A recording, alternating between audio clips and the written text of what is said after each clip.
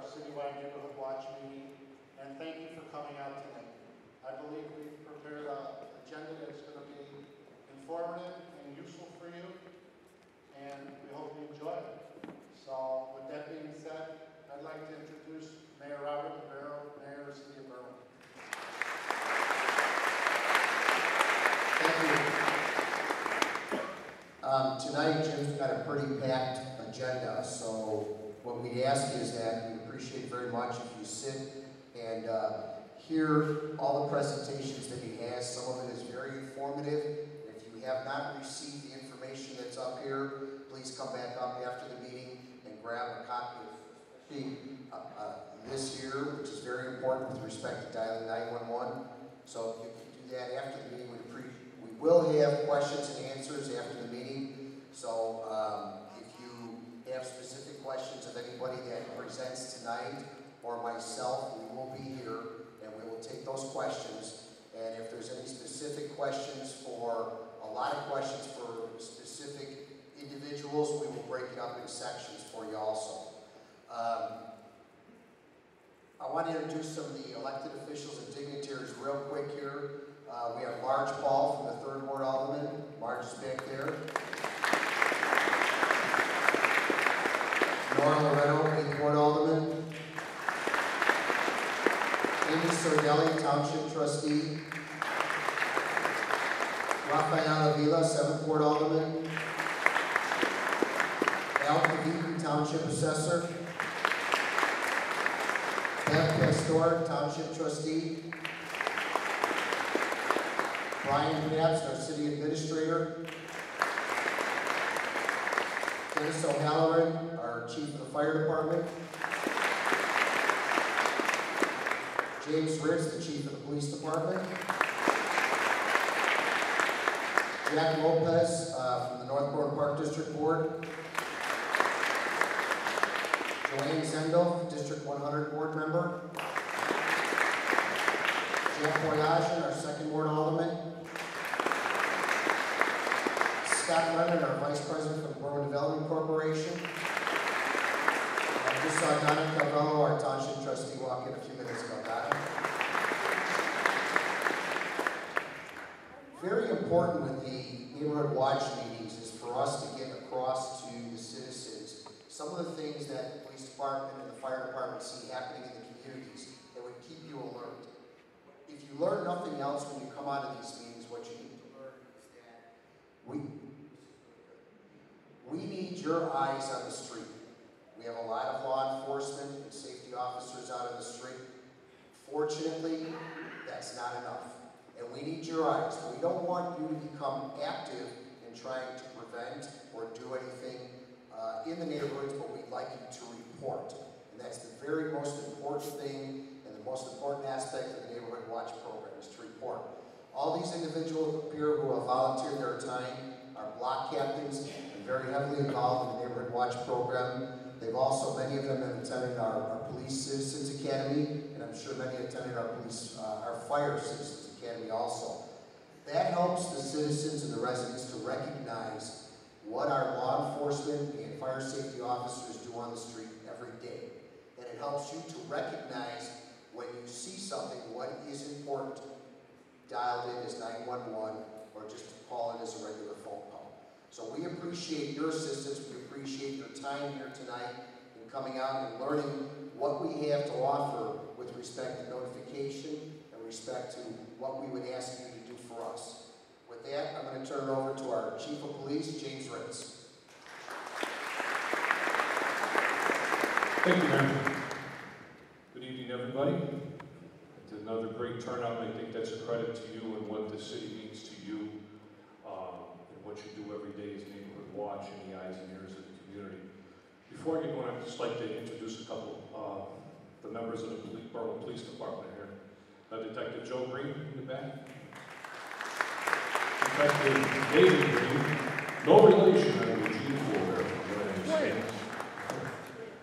Watch Commander Jim Sassetti, who does a phenomenal job of organizing the Watch Commanders, Neighborhood Watch block captains, and the Neighborhood Watch meetings. Division Commander Milani Capetta, who oversees juvenile and the neighborhood programs. We got detectives Vince Esposito, Danie Rodriguez, who came from class tonight, our 911 coordinator Curtis Nekovar, detectives Brad Mann, Rob Fox, our 911 coordinator, Jody Mann.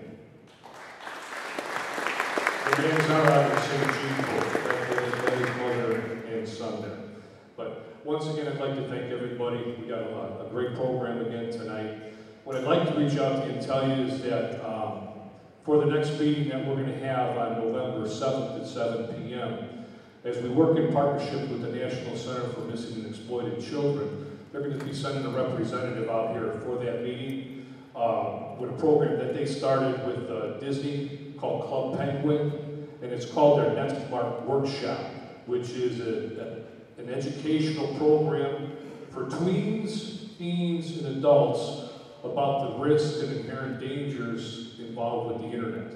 Social networking sites, cyberbullying, online gaming, which a lot of kids get involved with gambling sites and things like that, and how they monitor it. So please mark that on your calendar to attend that program on November 7th. I think it's a very, very informative program on that. One thing that I'd like to bring up too is that I think each and every one of you should be very proud of, and that the city administrators, is that with working with the National Center for Missing and Exploited Children, our dispatchers went through a program to be certified and recognized as 911 partnerships with the National Center for handling calls of missing juveniles.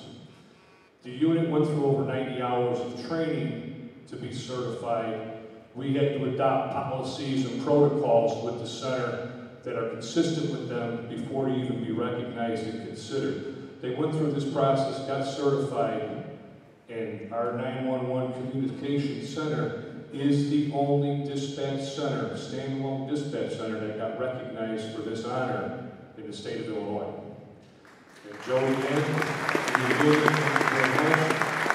there are 3 other centers that went through the certification process, but they're combined dispatch centers, which means they have several municipalities that are involved in the communications center there. But the City of Berwyn should be very proud of them, as they are the only standalone unit in the state of Illinois recognizing this 911 partnership on recognizing and handling calls of missing children.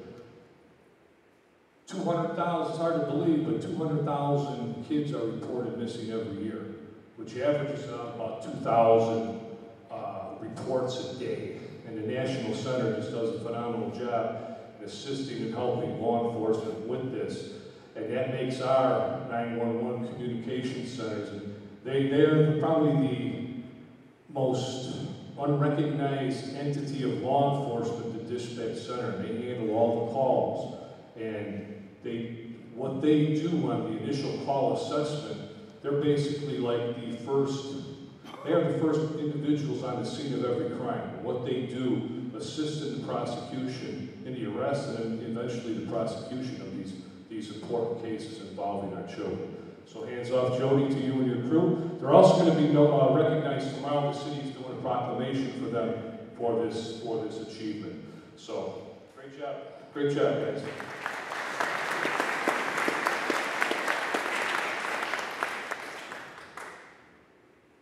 I think that each of you have heard or were aware of the horrific incident that we handled on the 2800 block of Lombard back on September 8th. It was a tragic event, some of the most horrific things that I've seen in my career as a law enforcement officer, and many as first responders have seen. What I did Friday night was I typed up a little community notification. I went door to door through the 2800 block and 2800 blocks of Lombard, Harvey, 2700 block, and a copy of it was up here. Basically, it was on behalf of Mayor Livero, the city staff, myself, Fire Chief Deniso and his staff who responded as first responders, and our condolences how we went out to the family. Off of that, the one thing I'd like to read off of that, when someone loses a child, it's a horrific event. And there were other nations involved with this where 200 and some odd animals were taken out of their residence. The tragedy was we lost a 14-year-old child, 4 other kids now. We have to worry about their care and how they progress into their futures as young teens right now and into adults. When we deal with tragedy like this, we like to take something out of the negative and make it a positive. And that's what I try to relay to that community, and that's basically my message here to you tonight. Again, a copy of the letters up there. One thing that I would like to read off of that letter, which I think pertains, is that the most important thing we can do when reflecting on this tragedy is to transform the misfortunate event into a positive community initiative and promote ways that benefit and serve our sense of community values. We can work together to synthesize the power of community while we help each other build and foster that sense of having interpersonal relationships in our community by getting to know our neighbors and working together with public safety and our city. I know when I grew up, and I think many of you here, we all knew our neighbors. We probably knew our neighbors by our first names, and how we've sort of lost track of that in society nowadays, which might have led to the tragedy as this.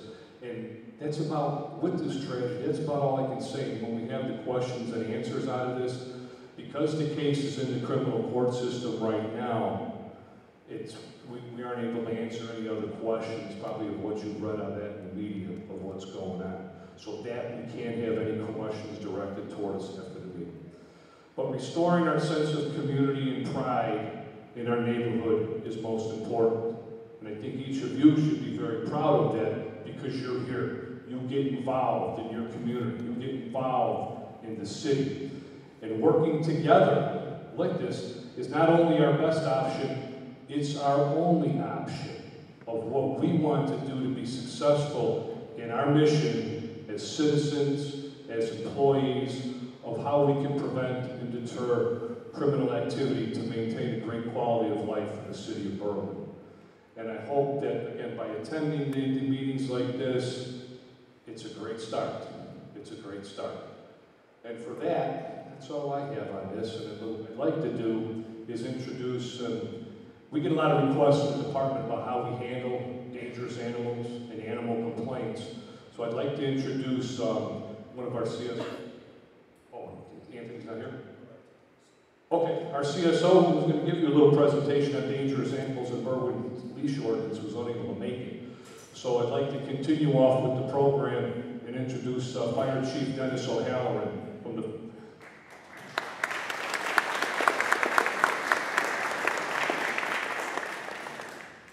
Thank you. Good evening. As Chief Ritz said, you guys are our community. You're our eyes and our ears. Together, we can make a difference. There's many times when we respond as the fire department, whether it be a false alarm or a citizen that calls and they're apologizing when we're showing up. She didn't know what to do or he didn't know what to do and they're calling us. That's what we're here for. If you have a question, call us. Our 911 telecommuter operators are trained to disseminate information, bring it out, bring it back, and if there's any question, they send the fire department, they send the troops, the ambulance, or the police department, whichever they deem is necessary, or sometimes all. But we're here to serve you guys and girls. Please, don't hesitate to call. That's what we're here for. As you all know, first week of October is Fire Prevention Week. Many people are killed in fires. Early notification goes along with the theme for fire and police. Notify us early in any event. The smoke detectors will notify you early. Make sure your batteries are changed. Make sure they're well maintained. And a little known fact, a lot of folks don't know this, but you should probably change out your smoke detector every 10 years because of the manufacturer's warranties. So please be attentive when you change your clocks, change your batteries. A couple other quick things I want to speak on is we had a snowstorm in February. We had several power outages and heavy rains during the summertime. We need to be prepared for emergencies. Need to have a battery pack. We don't like you using candles because candles start fires. You need to have a flashlight with extra batteries, water for a couple of days, make sure you have your medication, a family escape plan out of your home, contact for family information in and out of town, pictures of your family, specifically for children and for older adults that may be starting to not be with us mind-wise, and again, your medication. It's real important. It seems to be the weather's getting worse and worse every year. We all need to be prepared. We run several calls that day. The police and fire department are running all over the place. We try to get to people on a priority basis. We do our best to get to everybody. We just can't be there all the time. But we will be there, I promise you. Somebody will show up, even if it's me showing up and getting my feet wet. Because I was taking in calls last year also. So with that being said, I'm going to finish and turn it over to the next person. If you have any questions about anything, this is basically a police thing, but please, you are our eyes and ears. Call us, whether it be the police or fire department. We need you. Thank you.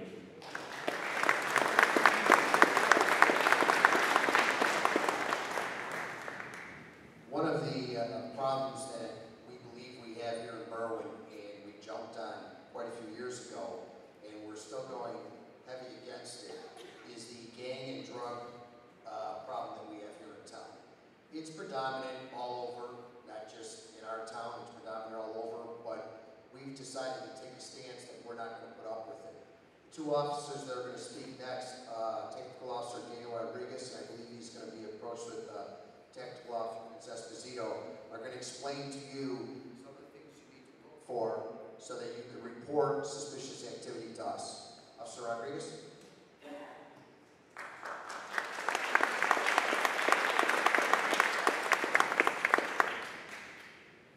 How you doing? I'm sure we're all aware of gangs in Berwyn.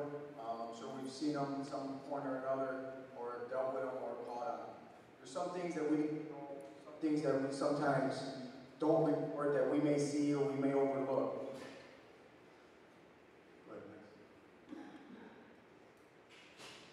Gang violence. I had some videos on here, but apparently, due to the fact that I did this on iMac.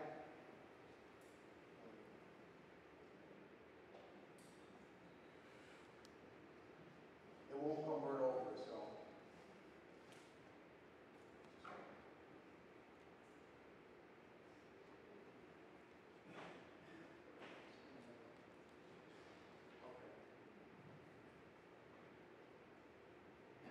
Gangs equals drugs and weapons, as we all know. Wherever you have gang members, you're going to have drugs, and vice versa. Sometimes you have one or the other. Sometimes you have a combination of both.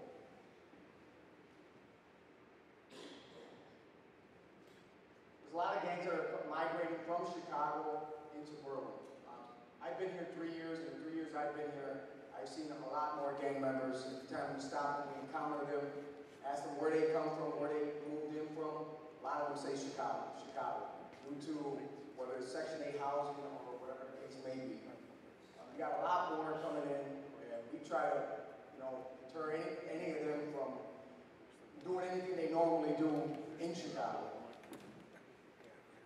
Yeah, I'm going to briefly touch on some things as far as gangs are concerned, as far as colors, or really as far as their affiliations. You have the Peoples, which is one gang, the rival gangs being opposed.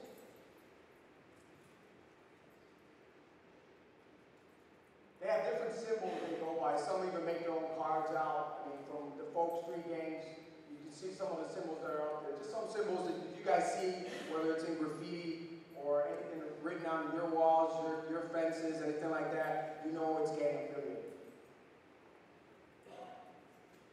For instance, for the People Street gangs, you have from the crown, you have, the hand gestures, things with the cane, pyramid. I mean, these are just some of the street gangs, People Street gangs that are located in Berwyn. I'm sure at one time there was a lot less, but they keep growing. The numbers keep growing, and a lot of them keep coming in. Again, this is more than graffiti. They usually put this on walls, on garages. I'm sure somebody here has been a victim of somebody tagging on their garage. But there's a difference between gang graffiti and what we normally call tagging graffiti. There's some guys that just graffiti just to do tagging. It's not gang affiliated. When you see things like this where they're disrespecting the rival gangs by putting their symbols upside down, whether it's the crown, 6-point star, things like that. Those are things you're gonna see and things you're gonna know right away that they're gang affiliated.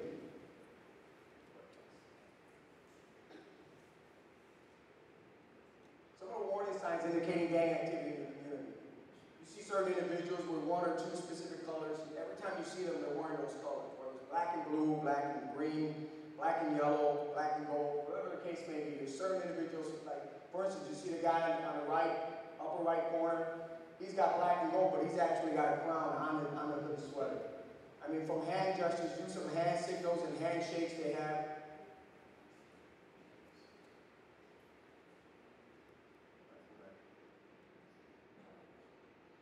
Here you have some of them, they paint murals.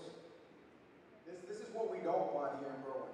The more we allow them to, whether it's hang out in front of homes, on the corners, some of them tell us every time we stop them, I'm just walking to the store. They're walking in groups of 2, 3, sometimes 5 of them. These are places in the city where the graffiti has gone out of control. Different gangs will mark different territories as their own. The top right corner is representing the Spalding Kings. That's when gangs are completely out of control. Berwyn doesn't necessarily have the problems that the city has as far as territories that are claimed by streets and cross streets and general areas where some gangs are rivaling with other factions of the same gang over different streets and territories that they claim. But that's what a lot of the gang members in the city are doing at this time.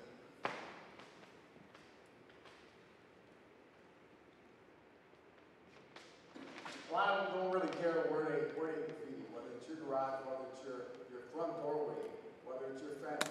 And they continue to try to take territories. In the city, as you mentioned, they have actual corners, or in Cicero even. Here in Berwyn, the good thing is they're scattered. They're scattered, it's a good thing but a bad thing. It depends on how you see it. The good thing is, by them not having their actual sections or corners, they're not standing on those corners, you know, against other gang rivals and gang banging with them. Because they'll sit there, they'll stand on the corners, 5, 10, 15 of them, whether it's dealing drugs or gang banging, throwing bricks at cars, shooting at cars. These are things that go on in the city that we don't want here. Other warning signs, you know, you see individuals with large amounts of cash, whether it's a neighbor of yours, maybe it's your neighbor's son, neighbor's daughter. Large amounts of cash, they're flashing cash, flashing jewelry, flashing cars. They have tattoos. These are some of the tattoos that a lot of gang members get. They're just to show their gang affiliations. So, for instance, the Almighty Latin King tattoo, the crown. You have one for the Satan disciples with the pitchfork going up. Again, you have the lion with the crown on top. I mean, they have different tattoos to show their gang affiliation.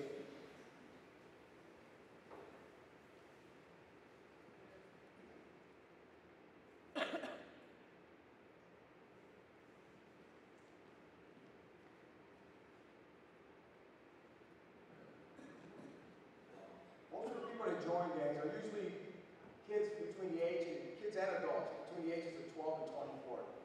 Most members are boys, and then some men, and then about 10% are girls. There are girls in gangs. I've seen it in Berwyn. You see more of it in the city, but you do see it in Berwyn as well. A lot of kids that live in areas where they have high levels of gang activity, and there is no prejudice against what groups, ethnic groups they're from, or income levels. It doesn't matter whether you're black, white, Spanish, pink, yellow. If they want you, you're going to be in the gang. If you want to be in that gang, they're going to allow you in. Just another video I had. I wanted to put this in just a memorial site. A lot of the gang members, when they get shot on a certain corner, whether it's their members, they'll put a memorial site up for that certain individual. This has gone out of control in the city, but at the same time, they also put these memorial sites. Why? Because every time these gang members shoot at each other, 8 out of 10 times they're shooting an innocent bystander. They hit a kid, they hit an adult who's just walking by, who's sitting in his house, laying in the sofa. That's who they hit. So a lot of times, sometimes when these innocent bystanders are also shot, they put up these memorial sites for these kids that are shot. Gang crackdown. For the city of Berwyn, it hasn't gotten out of control like it has in the city. It can still be deterred, it can still be controlled. I mean, like the mayor said earlier, a lot of it has to do with the people in the community. We can only do so much, but you guys, you're our eyes, you're our ears. I mean, you see so much more than we see, where we might be driving by, some of these guys ducking gangways, or they'll go into a home or go into somebody's yard and hide on us. What we want to do is report any activity, get a detailed description of the subjects. This is what you're going to give the dispatcher, whether it's clothing description, approximate height, approximate weight, approximate age, the race, last direction of travel. It's something you want to give the dispatcher. A lot of times I know you don't want to get involved, and you don't have to leave your name if you don't want to. But if you do, you can. You can stay anonymous, but still give the dispatcher the detailed information that's up there. So that way we know where this person is and where the last were running into, or what gangway, or what yard, or what home they were running into. Vehicle descriptions. This is also important. Maybe you have a gang fight that occurred, and they call us regarding the gang fight, but we have no vehicle information, or it's very vague. Try to get the make and model, the color, license plate number is very important, as well as the last direction of travel, how many occupants were in the vehicle as well.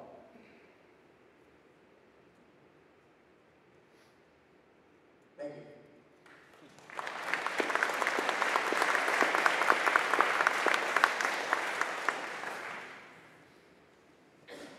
Thank you, gentlemen.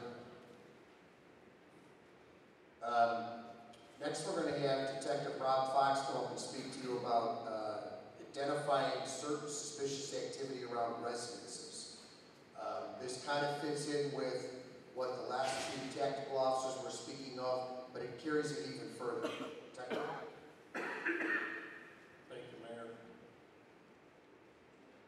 First and foremost, I'd like to say that the police department cannot function effectively without the assistance of our citizens reporting suspicious activity. Some people fail to call the police because they feel that they're not aware of what is considered to be suspicious. A lot of people don't want to get involved with reporting suspicious activity to the police. They may be afraid, or they may not even know what suspicious is to them. One of the things I'd like to stress to each and every one of you tonight is never be embarrassed to call the police. Never feel like you're bothering us. If you see somebody standing out on a street corner, you say, oh, the guy's just standing there. That guy might be looking to burglarize a car, or maybe peering into a window of a garage. You never know what he or she has done or may be thinking about doing. Some of the circumstances that I'd like to bring to your attention that may be suspicious to you. This isn't every single thing. Obviously, there's numerous points that we can discuss for hours upon hours what may or may not be suspicious to an individual. Some of those things that you need to contact us on are alarms sounding. If you happen to hear glass breaking, just because you don't see glass breaking doesn't mean it's not suspicious. It might be a house or two away, so you might be breaking a car window. Just because you can't see it but you hear it, hearing things are suspicious. That's suspicious activity in nature. Any other strange noises that may be out of place, you're watching TV in the evening or during the day, something that's not normal to your area or your neighborhood or your block, call us. Don't be afraid to call us. Anybody loitering around any cars or buildings, just standing around, as I stated, on the corner, walking back and forth, up and down the street, they don't live on your block, you're concerned. Listen to your instincts, listen to your gut. If it's out of place, it probably is out of place, and contact us so we can come out and do our job and find out what that person is doing, or what that noise is, or what that sound was. Any slow-moving vehicles, cars can be suspicious also. They're driving at night without lights. They keep circling a particular area. If a car keeps driving around the same block over and over again. If you see a car that's parked on your block or on a street, you've lived there for 35 years and that car's never been there before, that's suspicious to you. Call us. We'll have somebody come out and check that vehicle out, make sure the vehicle does belong there, make sure it's legally parked. Some other things that may be suspicious too, homes and structures within the city can be suspicious. Buildings that may need attention, a business that may need attention, a residence that may need attention. And some of those things to look for is overgrown vegetation. That's a key sign that, you know, nobody's taking care of that property. Why is the grass 2 feet high? It's out of place. The bushes are never cut. Several people seen coming and going from a residence at all hours, unusual hours of the day and night may be suspicious to you. Buildup of mail, newspapers, a buildup of garbage that hasn't been collected, maybe strewn about a backyard or something to that effect. That's a lot of suspicious activity also that causes for concern. And again, never feel embarrassed to contact us, or even if it's an unfounded suspicion. We might come out for something that you felt was suspicious. We may not find it, it may be unfounded. Don't feel embarrassed. Call us again. Always remember, though, that, you know, reporting things in a timely manner is very important. Very important. If you can't find a number and you feel it's that important, dial 911. We'll send somebody out. Our operators, you know, they'll politely advise you, you know, use a 911.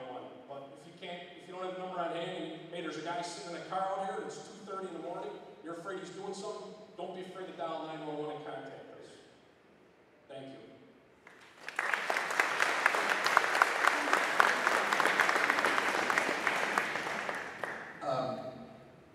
One very important point, what's been going around lately, not just in our community, but in many communities, is you're getting workmen out there who claim that they're working for one of the utility companies, or they're there to service your furnace or something of that nature. Please do not open your door for anybody. Ask who they are, ask if they have a badge. They can slide it underneath the door, they can slide it through your mail slot, or they can show it up to your people if you have a people. Ask to see their ID. Then also make a phone call to make sure that the police department is aware that somebody from NICOR or from ComEd is out there, because these guys are very slick. We've had a few incidents here in town where guys are saying, I'm sent here from NICOR and I need to come in and inspect your furnace or whatever, and people have opened their doors, or people have attempted to open their door and said, well, let me check, and they leave the door and the guys push the door open. Please call. Don't be afraid to call. If you have the slightest hint that this person is not kosher, please call. It's very important. It's happening a lot. Next, we're going to be calling on our dispatch communicator, our communications coordinator, Jody Mann, about reporting the suspicious activity. Jody?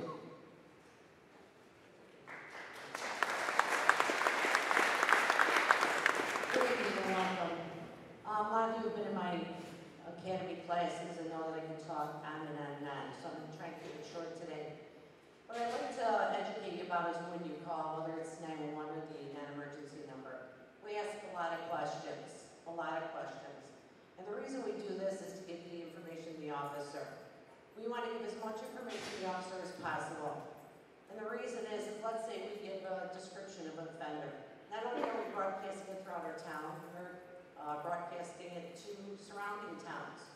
So if we have a subject that maybe might be 5'6", red hair, wearing a blue jacket, as we're giving it out, officers are responding from different directions.